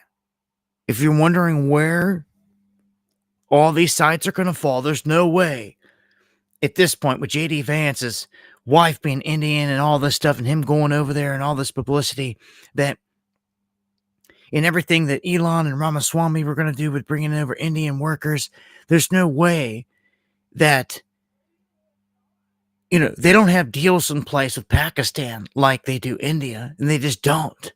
Like where I'm from, where I've always seen, I mean, this is why you see there's Indians that own gas stations, right? But you don't see Pakistanis that do that. You don't see the same deal in place like that. It's just not like that. So this is how it's shaping up. Pakistan is largely being supported militarily and just flat out being supported by China. So know this. Pakistan and China are allies. China supplying jets, even one of which I think just got shot down, or no, that actually did the shooting down of Indian jets. So it was Chinese made jets that shot down the Indian jets. That's where Pakistan's getting its firepower and its military stuff. So you can already see, you know, India is surrounded by an enemy. They're surrounded by China on one side, Pakistan on the other. And even though they're not squaring off with China right now, I mean, China's sitting there sliding equipment over to Pakistan. So who's sliding equipment over to India? Israel. That should say it all for you right there. That should say it all.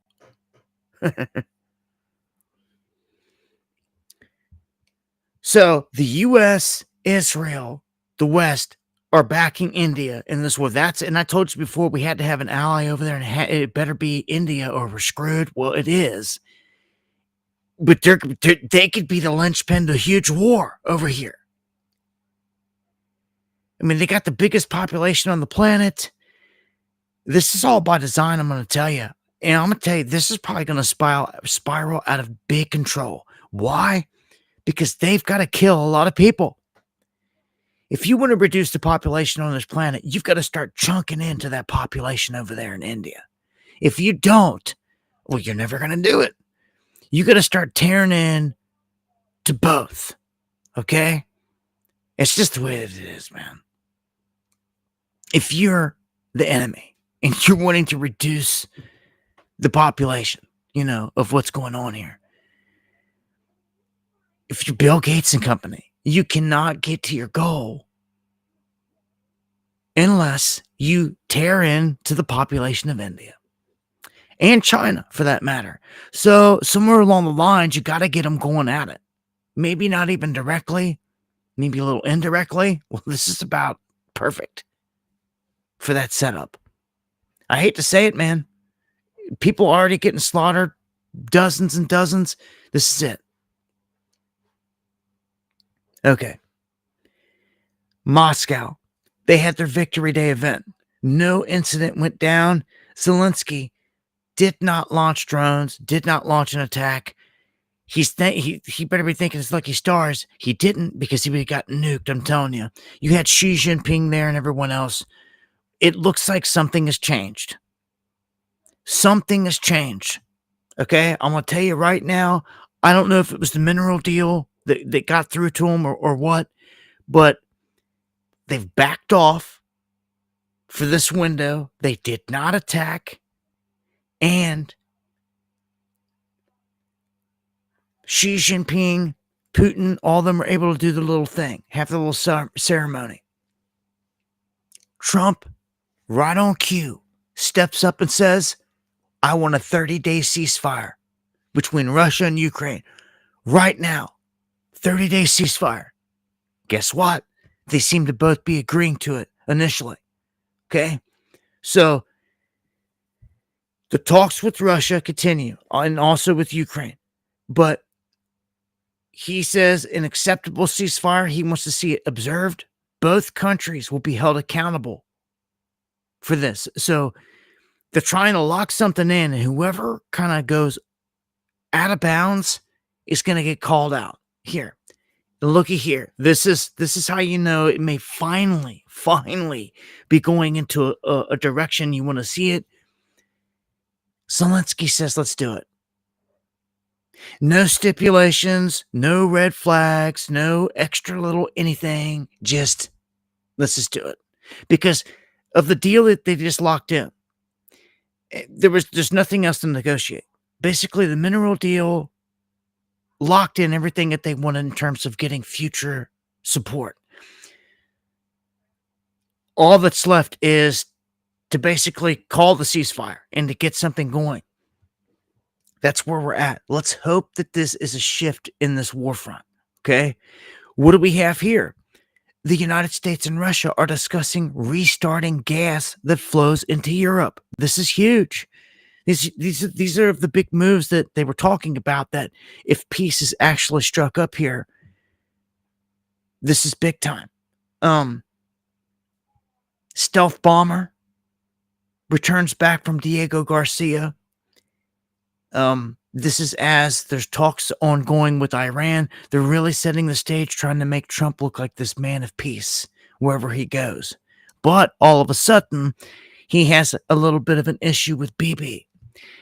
Well, if he's going to have any kind of talk of peace with Houthis and Iran, well, then there's going to be some conflict with Bibi there. And that's all this is he basically struck up a peace accord with the Houthis just to be able to get to the table with Iran. And they did. They've made this peace thing. I don't know how long it's going to last.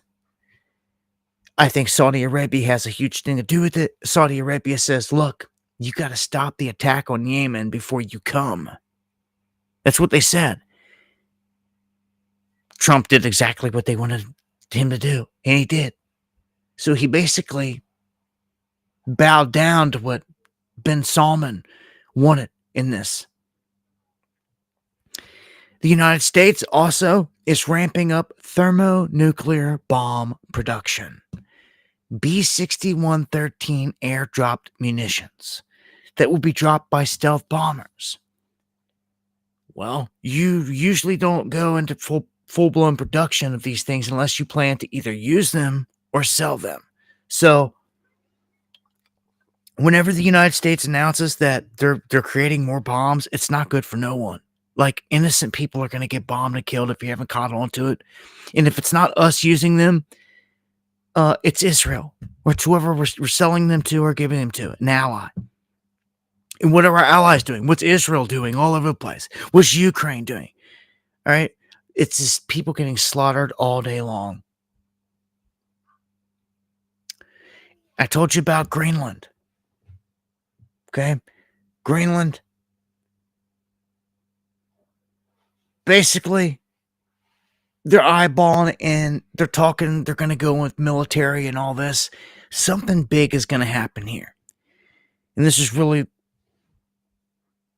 a huge thing to keep an eye on. When you're talking openly, when you're openly threatening a country that, hey, we're about to send our military up there, like what are they to do? And happy birthday, Kev Bar. I don't know, man. I feel like a huge move is about to be made on one of these fronts. Like, if the right move, or say we get attacked,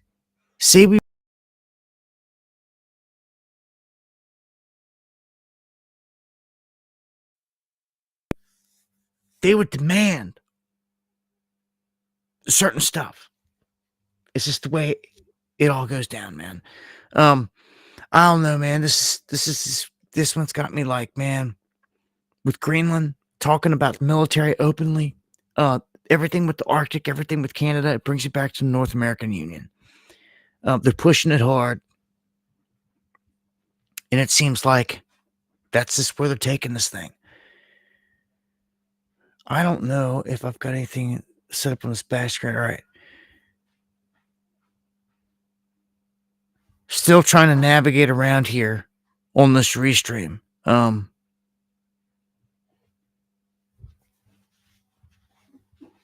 not sure. I'm trying to transition through different scenes here. I don't even have all the scenes set up. When I tried to play the music earlier in the beginning of the stream, to start the stream, I had to take it and move it from one screen to the other because it picks up audio off one screen, but not the other. So I'm going to test it out here when we shut this down here this evening. I'm going to try to take us out of here with the regular audio off of the media player, but I'm going to have to pull it up onto the monitor screen, which is the one you guys always see with my image. And I might have a little bit of a different setup the next time we go live. I just know that besides a little hiccup where the video didn't want to play earlier and it messed all the audio up for a second, besides that, everything has been good. So I'm happy with that. I can't complain there. Everything's been solid. Yeah, and much love. Happy birthday, Kev Bar. I just gotta I'm gonna try in the coming days to work on some of these setups, the transitions, and everything else. Just a few things different here. But it seems, give me some feedback there in chat, guys. What do you guys think? OBS or Restream? Which one do you think is better at this point? The first stream here for Restream, but all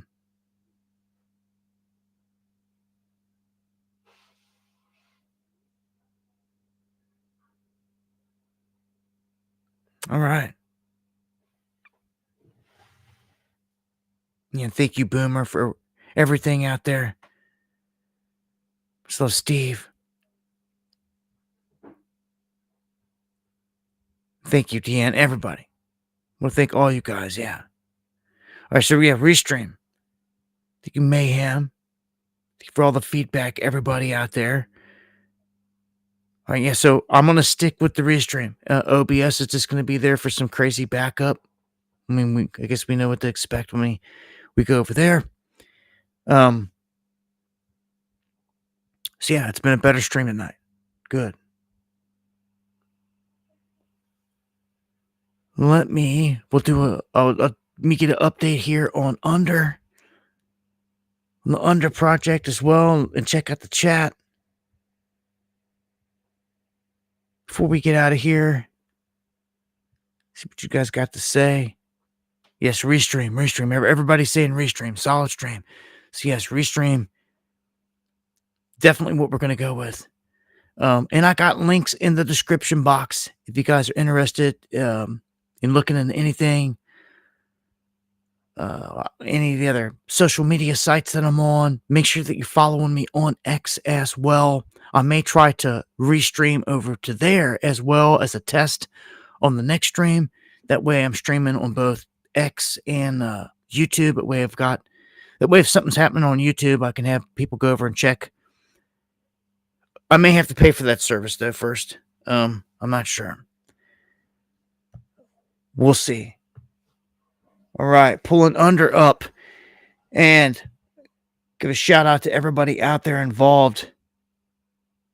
The Under crew. Wow. Okay, so wow. Okay, we just broke 150. While live, that's awesome. So we just hit 150K. You can see we're coming up. This blue line up here is where we hit on day one. We hit a $250,000 market cap, and that created the coin, and that was a blessing. And then we went all the way back down to 4 or 5,000 because that was an initial pump and nobody knew about it. That was just the creation of the coin. Then I introduced it to everybody out there from this floor of 4 to 5, and we've taken it from 4 to 5,000 to 150,000 market cap tonight. And Under is our project. It is our stock. It is for us. I did a poll, if you guys missed it, and the majority of the people wanted us to create it. So we created it 40 some odd days ago. And it has grown and continues to grow. And it's a blessing. It's on a bunch of exchanges. It's on Axiom. It's on Dex Screener here. It's on Jupiter. It's on Pump itself. It's in a bunch of different places. And I'm telling you right now, a ton of people are just in the green. How can you not be? It's been nothing but a good, smooth uphill ride thus far, and people have 20, 30x'd. We just did an airdrop, completed the airdrop, and got it out to a bunch of people to spread the word. We've got a Telegram and a Discord, links below, that got like over 1,500 people a piece in each one. Small army growing there for each one. And this is for us. This is our project, that represents us out here. And it's coming along good. Again, I want to thank everyone out there. If you get any questions, you can email me, dabu7@yahoo.com.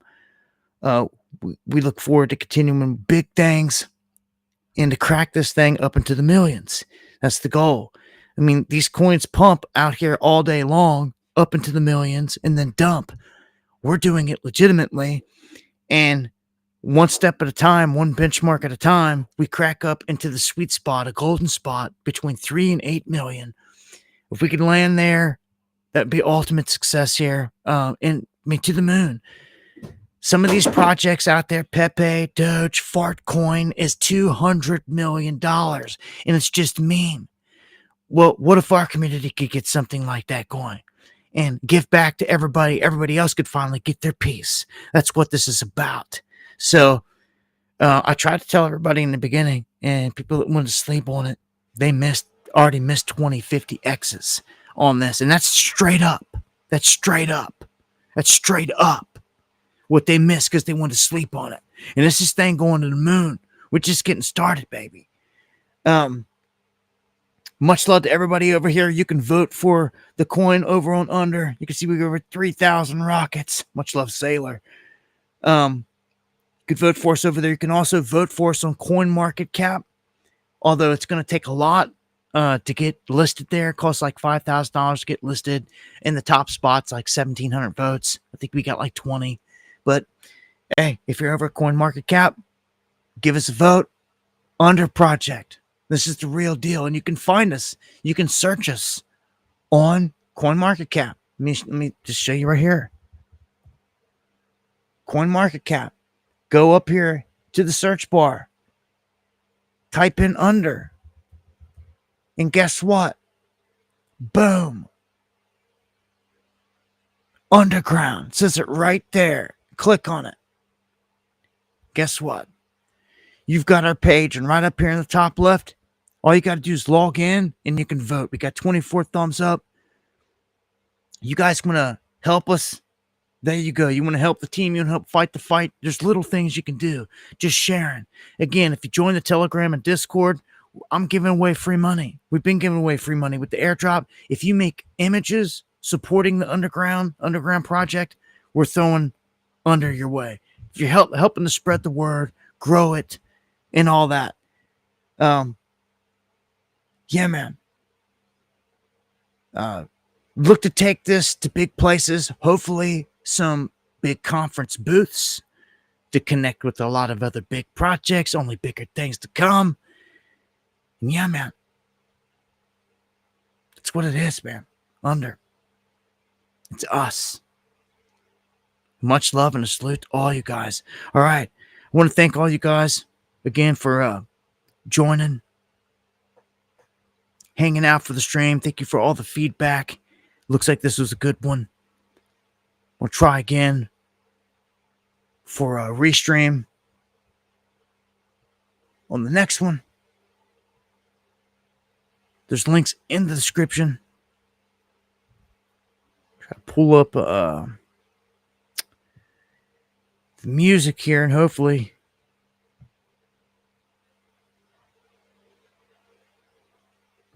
you can hear it on the way out. You find out. I may not be able to take us out. Oh, we'll see here. We'll see what's about to happen. If there's no music on the way out, to say no music, but I'm hoping this works.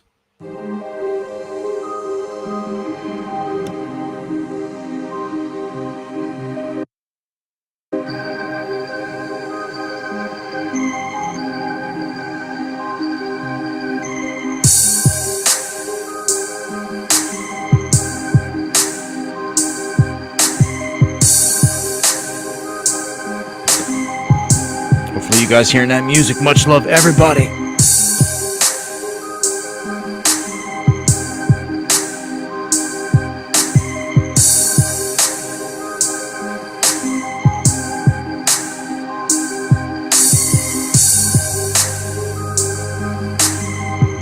All right, yeah, I skipped that for a second. All right, cool. 5x5 on the music.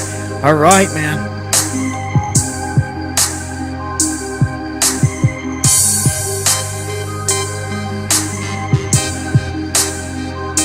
Nice.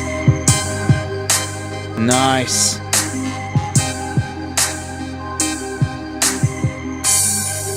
Eon, thank you for the coffees. You're a legend, my brother. Relentless support. Thank you, Enigma. Anyone else out there that supports the channel.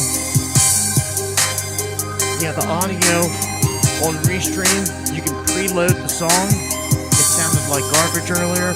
I'm just playing it off my media player. This seems to be way better. So, it looks like we passed the test tonight. Hallelujah.